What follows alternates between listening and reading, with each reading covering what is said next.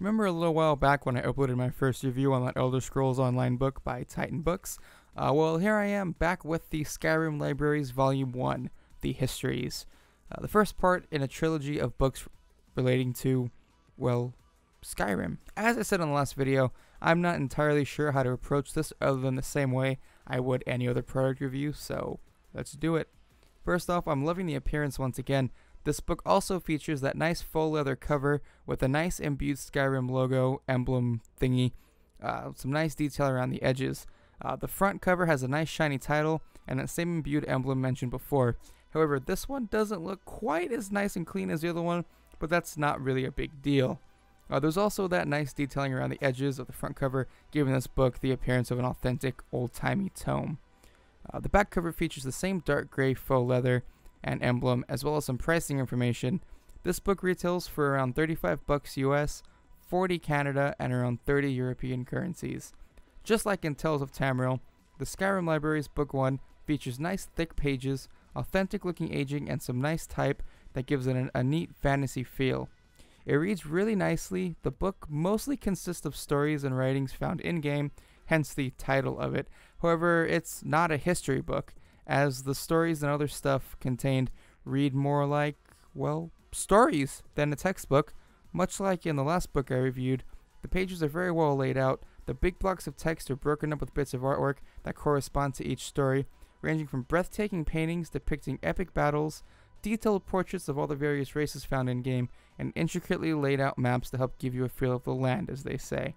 The book is broken into several sections, and I won't get into each individual one in depth, but it starts with general history, which covers mostly Skyrim as well as some other parts of the world.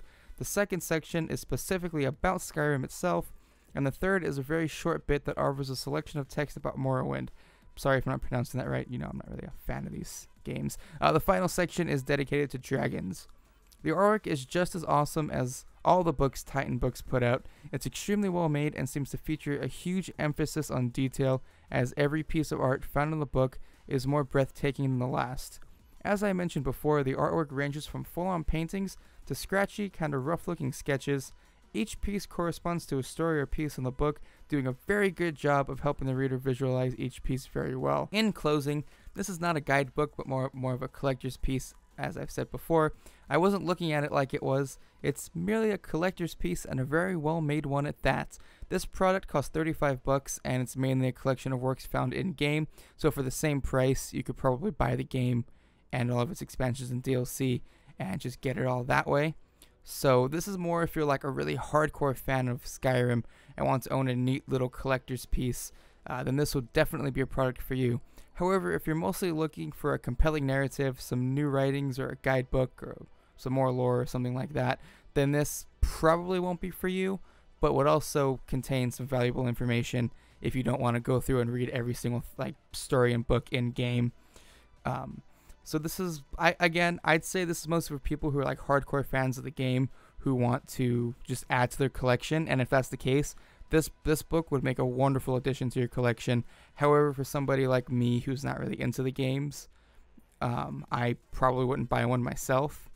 But if you're also like me and don't like reading everything in game, then this would definitely be a very valuable piece to own. And it does look very, very cool on your bookshelf. So for $35, I'd say it's pretty much take it or leave it. It honestly depends on how much you want it or how much of a fan you are of the game. But overall, that doesn't take away from the fact that it's a very, very beautifully made piece of book. The writing is nice and detailed. The stories are very compelling. The artwork is beautiful. And it's just an overall great looking book. So yes, that is it. My name is Anthony from SteamFirst.com. Be sure to check out SteamFirst for the tunes and content on Steam.